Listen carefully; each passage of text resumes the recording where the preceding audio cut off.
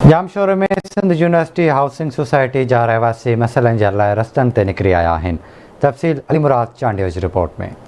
Sindh university housing society जा रहवासी मसइलनि जे हल लाइ रस्तनि ते निकिरी आया आहिनि। सोसाइटी में पाणी जे बहिरान, बदअमनी, स्विच जूं चूंड न कराइण, सफ़ाई सुथराई न थियण ऐं गैरकानूनी हॉस्टलनि होटलनि ख़िलाफ़ सोसाइटी जे रहवासियुनि मुनवर नारे जो प्रोफेसर बशीर मेमण, इमदाद चन्ना ऐं ॿियनि जी अॻुवाणीअ में सोसाइटी ऑफिस ऐं मुख्य चौक ते एहतिजाजी मुज़ाहरा करे इंतिज़ामिया ख़िलाफ़ नारेबाज़ी कई आहे। काफ़ी ॾींहं थी विया आहिनि त असांजी सोसाइटी में पाणी जी किल्लत आहे, पोइ पाणी कोन थो हले पियो ऐं जेॾीमहिल हुनखे चऊं था सोसाइटी वारनि खे त उहे हिकिड़ो ई जवाबु ॼाणाइनि था त असां छा कयूं, असां हलाईंदासीं। असांजो मेन मसइलो आहे 2 सालनि खां वठी कोऑपरेटिव डिपार्टमेंट जा मुख़्तलिफ़ माण्हू हिते अपॉइंटमेंट थींदा था रहनि। हर 60 ॾींहंनि खां पोइ ॿियो नओं माण्हू थो अचे, लेकिन असां इलेक्शन अनाउंस करण लाइ केर बि तयारु कोन्हे। हिन वक़्तु सोसाइटी जी हालत इहा आहे त असां वटि 2 महीना थी विया आहिनि, असां वटि पाणी जो बहिरान आहे ऐं सोसाइटी जो साढा 5 लख रुपया बिल हो जेको जमा कोन थियो हुयो ऐं उन में इहो असांखे ज़रूरु ॾिनो पियो वियो त सोसाइटी जा अकाउंट जेके आहिनि से बहाल कोन्हनि के, उहे बंदि आहिनि, क्लोज़ आहिनि, इन करे तव्हां पाणी सां बहाल कोन था करे सघूं। हीअ आवाज़ उन आला अख़्तियारनि ताईं पुॼायां थो।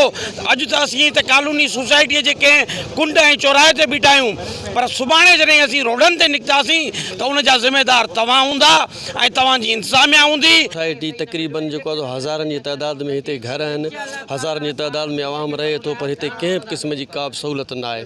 न सिक्योरिटी जी सहूलियत आहे, न पाणी जी सहूलियत आहे, न कंहिं हिन जी मालिकी आहे, न को हिते कंहिंजी ख़बर थी पए त हीउ केरु पियो सोसाइटी खे हलाए। अचानक जेको असां वटि हिते माहौल हॉस्टलनि जे करे चेंज थी वियो आहे त असांजो हिते जीअण जेको आहे मुश्किल थी वियो आहे। असां पंहिंजी फैमिली सां ॿाहिरि निकिरी नथा सघूं।